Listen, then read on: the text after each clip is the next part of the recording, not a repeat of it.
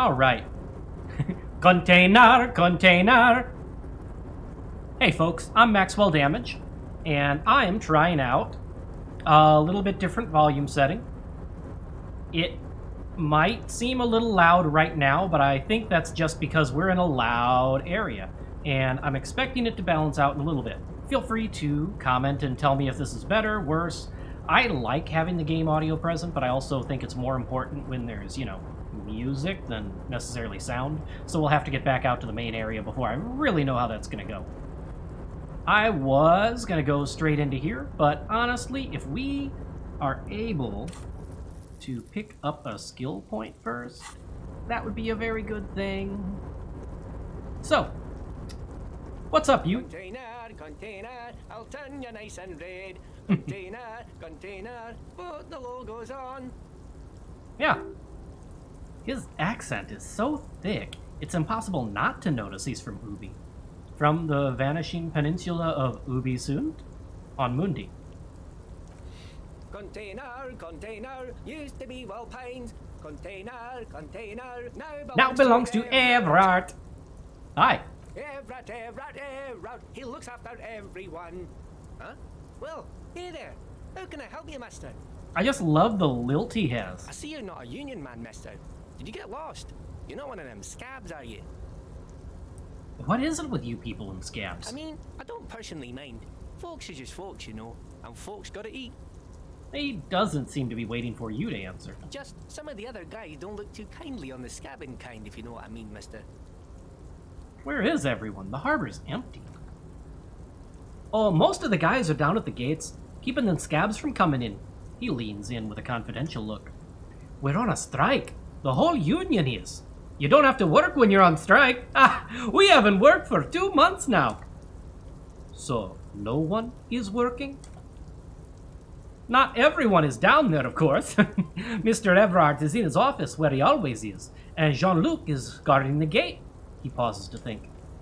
But Titus and his boys got into some drunken trouble, and Evrart sent them on a nice vacation for a week or so. He stops, but seems eager to tell you more. What kind of trouble? What kind of trouble did this Titus and his friends get into? Is that like Christopher Titus? Because I'm about to make the sound his dad makes. Oh, I'm not really supposed to talk about that. That's union business. But he smiles and leans closer. Him and his boys stirred something up in town. Probably drank too much and got into a fight or something. I heard Mr. Evrart telling him to take some time off. But what did they actually do? I guess the boys got a bit too rowdy and had to let out some steam. I don't really know the details. That's just how boys are, Another chuckle. I haven't been in a fight since I was in middle school. Hey, easy, Leo. Let's keep this on the hardies. He looks to you for assistance. Oh, I'm sorry, Kim, but we're gonna let this get away from us. Okay, Leo, let's hear about this fight you got into. I remember I was the runt of the class. He laughs merrily. The bigger boys always used to pick on me. You see, I had a bit of a temper back in the day. Flew off the handle like nobody's business. But Mr. Evrart and his brother always came to help. Once they beat old Noel Becker so bad he needed stitches on his head. He chuckles again. Noel never started another fight with anyone after this. Mr. Evrart and Mr. Edgar are really nice guys, mister. You should go talk to Mr. Evrart. I'm sure you'll be good friends. He's friends with everyone around here. What are you doing with the containers? Oh, I'm just making some covers for them containers here. Yes, I am. So it's easier for the crane operators to spot them. He waves at the containers towering behind him. I'm glad that's an easy roll. We're probably still gonna miss it. The containers in the yard are green and wild pines livery, and the mountain rising behind Leo is all red and union colors. That's an awfully big plot, isn't it? It's like some red infection spreading outwards from the container yard's core. Man, what a heavy-handed metaphor. There appear to be cisterns underneath some of the Union container covers. Leo, has anyone told you why you need to change the covers? No, not really, he shrugs and continues. Mr. Evrart doesn't tell me all the big things. Says I go and tell them to everyone. Yeah, I was hoping you would. This looks like a massive redecorating operation, Kim. Yes, they're hiding it from the inside. All the red containers have the Debardeur's Union logo on them. What's underneath the red covers, Leo? Oh, I don't know, mister. They say it's some chemicals. Most of them have labels on them, I think. Oh, accent's getting away. Let's see if I can get it back. Thanks, Leo. You've been very helpful. Oh, no trouble at all, mister. No trouble at all. I'm off because I need to hear you talk again. Bye-bye now. Oh, hey, mister. I need to be back to talk with old Leo here. Yes, I did. Yes, I did. It's like Lady Larisse said when she opened a bathhouse in the basement of my apartment building. They can only get so far before they're aching to get back. And a lot of folks really did keep coming back.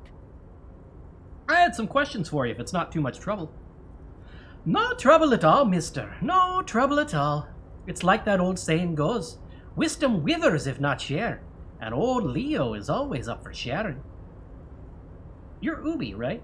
It's only a little insensitive, but and again, it's he's kind of broadcasting it to the world. I don't know. It's one of those on the fence questions, but I think that we have proved that we're not the kind of person to do much besides punch a racist. Oh yes, born and raised in Irish, mister. Mom had to leave my dad after he got a bit violent. Took us here to the new world. I was about 10 then, too old to lose my accent then. People say us Ubis are all up to all sorts of trouble with sheep and other animals and whatnot. I just want you to know there was never any of that where I come from. No sir, no sir, those are just nasty rumors. Thank you for clarifying that, sir. It's good to know that some stereotypes are... No, it's not good to know, but, you know, you can't... It is what it is. It's appropriate writing, if nothing else. Do you work here, he asked, the obvious question. Yes, yes, everyone needs a job, and this is mine. I'm Leonard, by the way, Leonard Bellick, but everyone calls me Leo. The little man raises his hand in a welcoming gesture. I'm like Evrart's right-hand man when Mr. Edgar is out of town, and Mr. Edgar's right-hand man when Mr. Evrart is away. He chuckles. Actually, Miss Beaufort is the right-hand man, but she's a lady. Who is this Miss Beaufort? The lieutenant looks up at Leo. A real pretty lady with skin like those dew and sucre candies my missus likes so much. Them are real nice to suckle on once the dinner is done and me and the missus sit down beside the radio. But I can't listen to the radio all the time. There's so much to do around here, and I'm always busy keeping things running. Yes, I am. Yes, I am. Hold on. Who's this Miss Beaufort you mentioned? Oh, Lizzie? She's a real sharp tool. Mr. Evrart put her through some fancy school and everything, east of the river. 4 years she was gone, and when she came back, she was all fancy and lawyerly. But she's real nice. Grew up in this here neighborhood. Knows everyone and gets along with everyone. Real pillar of the community one day, I'm sure. If me missus and me was to have a child, I'd be real happy if she turned out like her. But she can't have kids. Dr. Lemaitre said so, and she knows about such things. Been a doctor for almost 50 years. She has. He sighs and falls silent, watching you meekly with his blue eyes. Yeah, I think you're doing a great job around here, Leo. Yes, this place really seems to run like a clockwork. Keep it up, Leo. The lieutenant smiles at the little man. Well, thanks a lot. Coming from you, it means a lot, really. You didn't think it was possible, but the smile becomes even wider. Sometimes I feel some of the guys don't really get how much I bust my ass for them here. But you guys are all right. I'm looking for the leader of the Dock Workers Union. Oh, you want Mr. Evrart then? He's an awfully nice fellow, he is. Him and his brother are both nice fellows. They've lived their entire lives in this here neighborhood. Guys like Mr. Evrart and Mr. Edgar, his brother, are real good guys. Made Martinet what it is today. Mr. Evrart and Mr. Edgar went to the same school we did when we were boys. Easy now, Leo, we say, now knowing why they call him that. I just want to know where I can find the man. Oh, Mr. Evrart is where he always is, in his office, of course. He points to the joint shipping containers on your right. Hey, what's in the container over there? Oh, that one. That one should be empty as far as I know. Lots of containers here have nothing in them. They're just waiting to be loaded up. Told you. Alright, I've exhausted that. Thanks, Leo. Dang. I didn't think... I didn't think that I was going to get enough points out of that, but man, I had to try. Alright. Onward to one of the other things that introduces us into game mechanics. You remember how we kind of met people that did things that we couldn't stop? Like Kim and his eyebrow of authority. The coffee in the giant thermoses is still lukewarm. Well, we're about to have some more of exactly that. A stair made of pallets leading upward. I heard somebody say this reminds them of the boss in Junktown from Fallout 1, but it reminds me of a combination of that and the Overseer, honestly. Especially the shape. Look at the hex on that desk. That's very much like the control panel. A taxidermy fish that tells time. Alright, we gotta stop that typewriter. Before you is a walrus of a man seated behind a large desk, giving us the finger guns and leaning back. He looks up from his work, not the least bit surprised to see you. With great effort, he straightens himself up in his chair, yet says nothing. He just stares at you.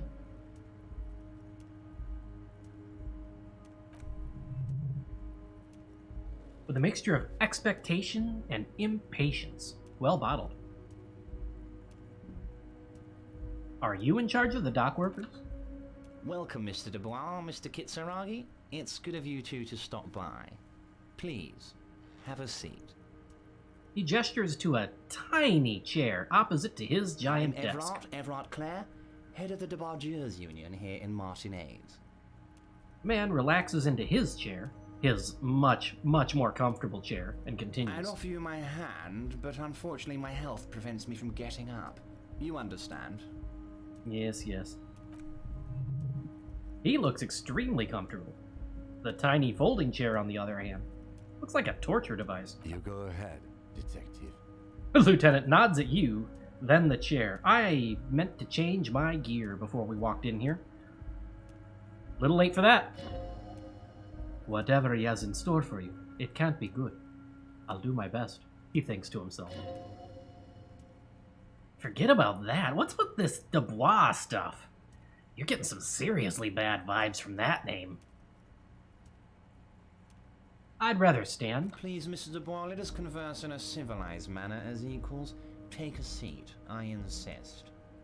I don't sit. It's kind of my thing. Very well, Mr. Dubois. I respect a man with strong convictions. As he nods, his multiple chins move like ocean waves. I, too, have convictions, one of which is that I will not engage any man who won't face me at eye level. Should you find yourself more amenable in the future, I'd gladly resume our conversation. But until then, I'm afraid I must ask you to leave. He turns back to the typewriter. You're no titan of volition, buddy. He's got you in a fork. Sit down or leave. Sit or get off the pot. Well, we're going to take the out. And I'm going to take these off because visual calculus is not going to help me here. And the drama might. What other options?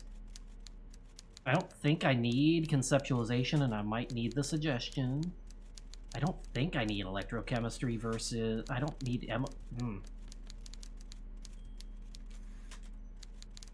We've got... How much half-light already? 4. Well... I think 4 is enough for all the passives, maybe? I don't know. I haven't done this way before. We've got extra shivers. I don't have another option here. I'll take the electrochem. I'm gonna take the half-light over the interfacing. I don't know that it matters. And I think we'll need the rhetoric more than the reaction speed. I think. I don't know. It's been a long time since I've had to think about this conversation. What I really want is another point of pain threshold, but maybe another point of drama. Because those I do remember, and it's not going to be good. Mr. Dubois, I hope time is on your side this time. Please, take a seat. He gestures to the absolutely minuscule folding chair opposite his titanic desk. Why are you calling me Mr. Dubois? Please, Mr. Dubois, let us converse in a civilized manner as equals. Take a seat, I insist. Yeah, it's nothing. Yeah, that's probably right. It's nothing. Filter it out. Forget about it. Forget about it. Let's take a seat. Excellent, Mr. Dubois. I can see that you're a reasonable man, and reasonable men can be of great use to one another. He gives you a sly wink. Let's try to wink back. So tell me, how can the head of the DeBarges Union help a representative of the Revachol Citizens Militia today? Good question. Oh, ugh. The chair you're sitting on has got to be the most uncomfortable chair in the world. It's violating your backside. Oh, by the way, I heard you got a rather rude reception from a certain Lawrence Garte. Some people have no manners. It pains me to say. This should take care of that nonsense. He points to a giant novelty check on his desk. It's absolutely, comically, ridiculously It huge. should be sufficient to cover your expenses for a few days and patch over your differences with the cafeteria manager. Go ahead, take it. He points at it again. Wow, that's 25 real. That's good money. You need it. I hate to tell you, but that doesn't even cover one day, because we screwed up. Wait, you know Gart? Yes, I know Lawrence. He's a real character. No union man in him. A real piece of work, that boy is. Oh, it's not that bad. With a grin, he points to the check again. It's like you're on a game show. At least don't thank him for it. I don't want to take it. I mean, so the honor thing that I was talking about maybe earlier, or at least alluding to, it's already sailed, I'm pretty sure. And I am okay with that. That said, taking it, okay, game mechanic wise, it really doesn't matter as far as I know. It might mean we buy something extra on day one from Redacted. But because Redacted happens regardless, I know that we're going to have the money to cover our bill when we get to the hotel. Hostel, sorry.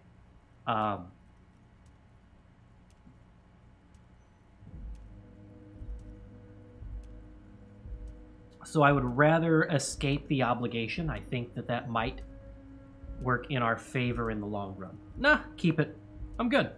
Okay. I respect a man with principles. No handouts, then. He crosses his arms on his ample midsection and sinks further into his chair. Must be nice. Now, I'd like to set your mind at ease about one other matter. What? Your lost gun. What? Let me assure you, Union people are on it as we speak. I've got my best hounds looking for that lost gun. Lost gun?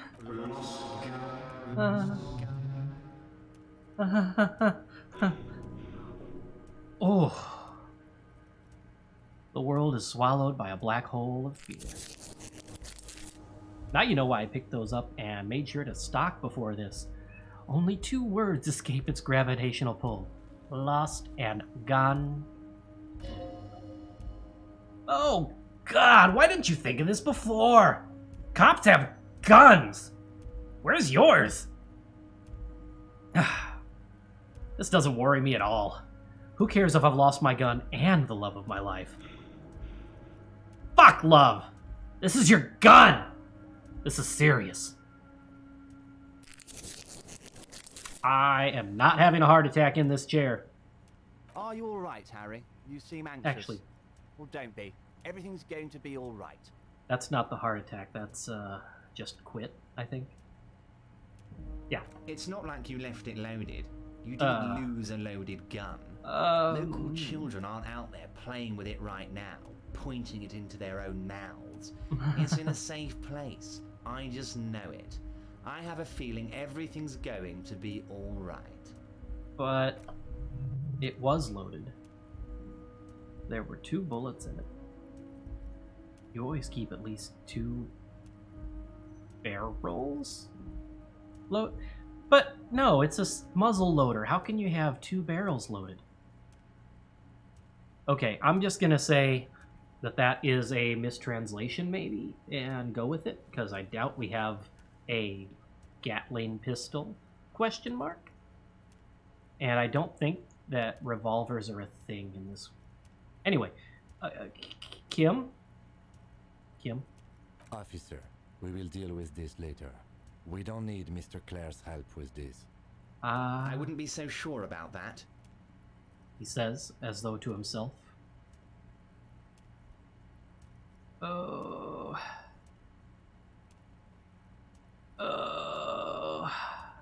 I didn't figure out that I was missing my gun. I should have tried the other roll, or at least gotten halfway there. Oh, yeah, well, here we go. God, you're sweating. Your knee is jerking. You're about to cry, aren't you? You're about to cry because you lost your gun and those children are going to shoot themselves with it. So what? Men can cry too. You want to cry? God, you're weak. Whatever you do, don't cry. He'll think you're disgusting. Mr. Dubois, you don't look so good. What is this, Mr. Dubois? He keeps repeating. What is he trying to pull here? You need to cool the fuck down. Chill. Mr. Dubois! Mr. Dubois! Harry! The large man snaps his fingers, but to no effect. You're in some stupor. There are no Harrys. Let your mind go to your safe place. Mr. Dubois, are you okay? Can I get you a glass of water or something? Are you having some kind of medical emergency? Maybe you could use your hands somehow in a kind of a throwing motion, like you're throwing that Mr. Dubois act right back at him. He's Mr. Dubois. Oh yeah, man, I'm fucking great. Don't be dramatic.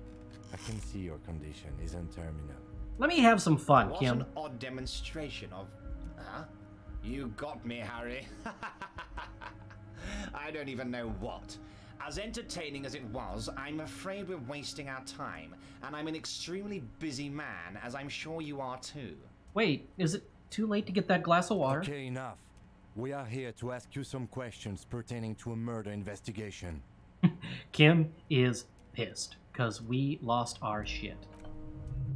Yeah, quick, here's your window. Get yourself together and ask him questions. Police officer questions. It's about time to stop embarrassing yourself. Questions will help you regain some of your lost dignity. Aren't you going to ask me how I got in? Am I going to ask? Hell, Harry, you spin-kicked my strongest man in the face. I saw it from my window. Would you ask a man like that how he got into your container yard? Evrart, you don't have a window. It was a figure of speech, Harry. Of course I don't have a window. I'm in a container. Anyway, I assure you I am a very well-informed man. Information reaches me before I even get the chance to request it. I want to talk about the hanging. Let's start there. Oh, of course. That's your main thing here. Hang on. I need to get this dialed in. Harry! Harry! Of course, that's your main thing here. That's why you're in Martinet. I know everything that goes on here, and I would love to discuss it with you. Oh boy. I mean, it's no secret that the lynching is connected to the strike. So much to talk about. Honestly, it's been weighing on me so heavily. I understand. You need to interview me. I sense there's a but. But there's a thing that's been keeping me up at night. I want to talk about the hanging. I mean, if we could just calmly talk, exchange information, we could blow this whole thing wide open, Harry. Yes, that sounds good, the lieutenant says with a slow nod. Let's do that.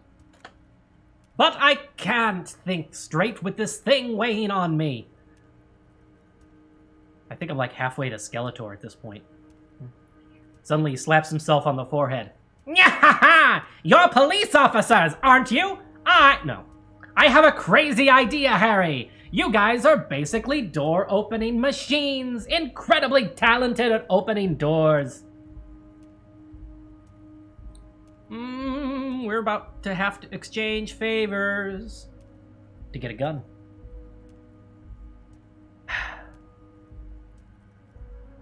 I've opened a few doors in my life, Evrart. And I'm sure you're gonna open this one with flying colors, Harry. This is really very simple, and there's nothing shady about it. Why don't you just open it yourself? Harry, I'm a very busy man. And more importantly, I don't have that extraordinary physique you do. You look like you could run around all day. He does. He can. Frankly, I'm sick of it. I'm sorry to hear that, Lieutenant Kitsuragi. Me too. But you want to send someone a message that the police are working for you. I repeat, I'm a very, very busy man, Mr. Kitsuragi, and therefore I must occasionally enlist outside help. So what'll it be, Harry? Whose door is it? Oh, no one's. It's just a weasel. A weasel lives there, Harry. Nothing for you to worry about. What do you mean, a weasel? A loud, blabbering weasel. When weasels feel no one is watching, they start acting foolishly. He removes his glasses and rubs his nose. Just go there, unlock the door, and leave it open. It's been such a burden on me, Harry. I just want this to be over so I can discuss business with you. He puts his glasses back on.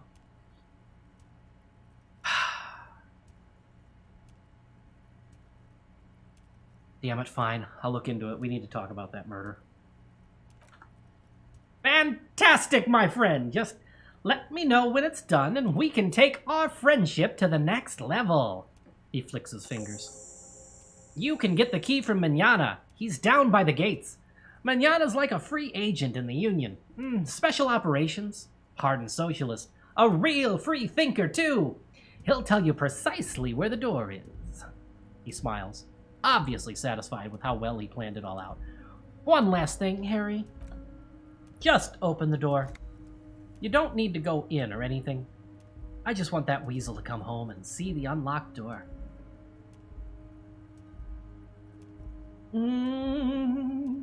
What's in the container outside your office? My dear Harry, there are literally millions of containers in this harbor. Harry, I couldn't possibly remember what's in all of them. But there's something special about this one. It was attached to the Kvalson. Harry, you smooth-talking son of a bitch, he says with the fondest of smiles. Time is a precious resource, and I don't have enough of it to count containers with you. Smooth-talking? Huh. Maybe that's the way to go about opening the container. You should at least try convincing it. Yes, just ask the container and it'll open. I'm sure that'll work. I'm staring at the camera.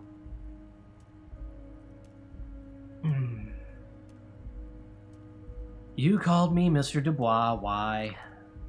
Of course, let us dispatch with the formalities. You call me Evrart, I call you Harry. Like I have been all through this conversation, Harry.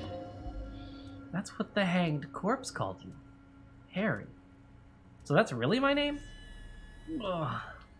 My God, so it's true. I didn't want to believe it, but you are a fantastic science fiction amnesiac cop, aren't you? He shrugs with an amazed expression. What are the odds of that?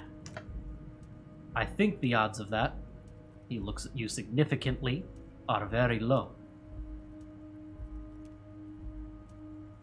I am not. If Kim makes a point, sometimes I'm gonna listen. I don't really want Evrart to know more than he already does. Or at least not confirm it. My memory is fine, I'm just testing you. Yeah, that's the ticket. So good to hear that, Harry. Apparently my sources were wrong. He pats the brown folder in front of him. However, if you did have a spot of memory trouble, I could help you out with my big fat folder. It's just a brown folder. You can't make out what's written on it. Are you trying to tell me you've gotten a hold of some of our documents? The lieutenant inspects Evrart over his spectacles, which means he can't. Sheer size allowing, I think he could see him. Mr. Kitsuragi, would you mind? Me and Harry are talking about his lost identity right now. Now, that's better than we had before I took those glasses off. I think this might be okay. Do I want to go down this adventure? Let's test you. Where'd you get that folder? Ah, this? My friends in your organization gave it to me, Harry. I find that very suspicious. May I have a look? I'm afraid this is meant for union eyes only, Mr. Kitsuragi. I'm sure you understand. He turns back. Please continue, Harry. Kim suspects something. We're getting even better. What kind of a cop does it say I am? I'm going to see what it says about that. Harry, you're not simply a cop, you're a star! A bright, shining star in the drab law enforcement sky, outshining all other stars. You're a superstar. That's what I like about you, Evrart. You get me. Of course I do, Harry! And I'm gonna help you shine. I'm gonna put you on all the big stages. Your name in giant neon letters, Harry Dubois. The giant neon sign reading Harry Dubois, hanging from the Kowalson crane, can be seen all the way to Jamrock. Somewhere in Morova, a beautiful woman sees the bright glow on the horizon and says to herself, "Oh my God, I shouldn't have left him." Sure that's not ominous at all? Do you know anything about my family? Sorry, we're going to start from the top down at that point. Let me get this straight. What is my full name, then? You've only said it about 12 times. It's Harry. Harry Dubois. You don't feel like either of these things. You know what your name is. You have a sophisticated name. Like that of a count. Or a beautiful man. That's not my name. My name is Raphael Cousteau. Fine, Harry, he waves you off. You can even be Harry Raphael Dubois de Cousteau, or whatever you choose to be. The lieutenant covers his face and sighs audibly. Mr. Kitsuragi doesn't seem even slightly empathetic to your memory loss, Harry. I, however, wish to help you any way I can. I haven't negged myself, have I? No. Do you know where I live? But of course, Harry. Your precinct is the 41st, and you live in Jamrock. You're a Jamrock boy. A long way from home, but that's okay. What about my family? Family? Harry, you're not a family man. There's not one peep of family in here. Unless you think you're a family man. Do you strike yourself as a family man, Harry? Harry! Come on. So, although we know better, our Harry probably does think he'd be a wonderful father, which is adorable and terrible. Don't let him. I'd be a wonderful... Well, yes, I'm sure you're going to make one little boy or a girl very happy and proud one day, Harry. Let's do the name again, because we're just going to say, I don't really like it. Don't be silly, Harry. Harry Dubois. That's a real man's name. A union man's. Kim is equally, unimpressed. All right, have another look at that folder. As you look at the folder, Evrart covers it with his hands and pets it. He's hiding it from you, because it's not a real RCM folder. It's just another one of those brown folders that you saw in the file cabinet in the office. That's not an RCM folder. Okay, Harry, you got me. This is from the Census Bureau, not the RCM. Those Census Bureau people are absolutely corrupt. You should do something about them. You got the name from the Census Bureau and everything else from your actions here in Martindale. Yes, Mr. Kitsuragi from the Census Bureau, like I said. He looks annoyed. Now, I'm actually a very busy man, so is there anything else I can do for you, Harry? That means he doesn't really know anything about you. Pity. The mystery of you will have to remain a mystery for the time being. So, the Census Bureau says my name is Harry Dubois. Yes, that's what I said. Try to keep up, okay? Let's just move on. Do I have enough drugs to talk about the lost gun? I think I might. I met Joyce. Yeah, that's a safer option. Oh, that's very nice, Harry. I haven't gotten around to her yet. I'm very, very busy, you see. He adjusts a button on his sleeve. I hope you're getting along. One thing that I want to make very clear, Harry, this is not some kind of union versus corporation situation. Everyone is just pals here. Just pals? Yes, we're all trying to do what's best for Martinet. His smile widens. Don't feel like you shouldn't talk or work with her. Just because you and I are such good friends, Harry. I'm not a jealous guy. What happened to the previous negotiator, Mr. Goma? What do you mean, Harry? He sounds perturbed. Nothing. I let him go. But he made concessions. Why would you let an ally go? He's an old man, Harry. I wanted him to spend more time with his family. He looks down and sighs. God knows how long he's got left. You called him a psh. Harry! He exclaims. I have little people in my organization. I would never call someone a psh. What is this? Honestly, I'm beginning to think you're a psh, Harry. Abruptly he smiles and changes his tone. I'm only kidding, Harry. You're not a psh. No one is. We're pals. It's hard to say if he really lost his temper or if this is another one of his tricks. This man almost never angers visibly. Joyce said the previous union leader vanished under suspicious circumstances. Vanished? Harry, the woman left her casserole in the oven, and she couldn't make it in time here for the voting. Oh, did I leave my casserole on? Better go home and check. The election can wait. When she got back, the whole thing was over. There was no mention of the casserole from Joyce. Funny. Heard nothing about it. Harry, my boy! Don't fixate on this little matter. Maybe it was a rabbit stew, or a hairdryer, or an iron.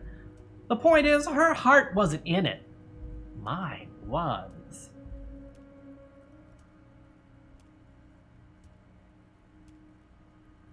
Why haven't you let her in to see you? If she actually wanted to see me, she'll find a way. Any good negotiator would. And I don't have anything to discuss with a bad negotiator. He doesn't want to see her. It's simple as that. Yeah, we're not exhausting that because I am not interested in how that goes. All right, What else? Of course, Harry. Let me just assure you one more time. It's perfectly okay to share anything we discuss here with this Grace. This is a completely transparent organization. I have no interest in what she's doing, but I myself have nothing to hide. Your business is your business, and I respect your privacy. Just remember, none of this, he makes an all-encompassing gesture, spreading his arms, is secret. Tell her about all of it.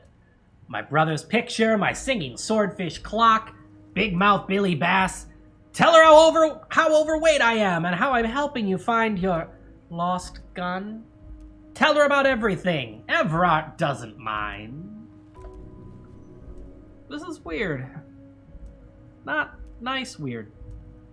But okay. What time? Well, we got one more. I'm told the Union is involved in the local drug trade. What? Harry! He smacks his forehead, completely flabbergasted. How could you say that to me? You know I appreciate a joke as much as any jolly fat guy, but I can't take slander. Are you actually investigating this? No comment. That's right, we didn't take that quest yet, did we? Not officially, that's why I couldn't trigger dialogue earlier.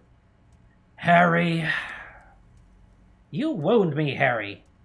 In the heart. But I trust you to put this to bed. Do what you must, and let's change the subject, shall we? Thank you for understanding. The lieutenant looks him in the eye. We will continue to do what we must. You too, Lieutenant. You know, I like you. But you were never my favorite. I'm a Harry guy. I'm Team Harry. None taken. The man quickly replies and then looks to you. Did we have anything else to do here, Harry?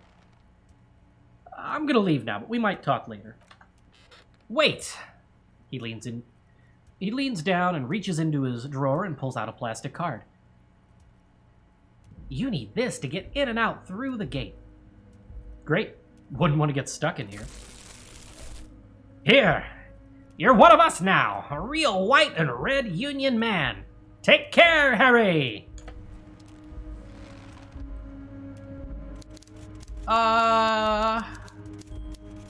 We'll get to that in a moment, and I've got enough time to do it. Indirect modes of taxation. Thought complete.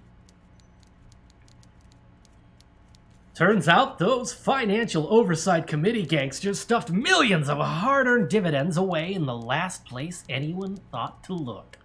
The hearts and minds of everyday Revacholians. You need to spread that deregulation gospel to the people. Tell them about that foreign fare tax. Preach that 98% gross burden. Preach it, preacher man! Set the brothers free. Taxes are racist. Ultra-liberal dialogue options give +1 real. -1 empathy. Thinks he's a hustler or something. The 15th Indo tribe. Why did you think there was another one? Because there was. The 15th Indo tribe was comprised of 8 kids from Fawborough and North Jamrock, running from wild drugs in the valley, hiding scents under rocks and stealing clothes off clotheslines, and sometimes even the copper wiring off of phone lines. You may have been one of them. This must be a childhood memory. The 15th Indo tribe was your Indo tribe, set to rule in Sealinde. The rest of the kids are dead now. Car accidents, drug overdoses. Only you remain. +10 cents for every green orb clicked. Learning cab for savoir-faire raised to 6. That is not the thought I thought it was. Not the thought I thought. So we're actually gonna probably lose that one. Well, I'm gonna expand first because that is more cost effective. But once we run out of space, that is not what I thought it was, and it needs to go.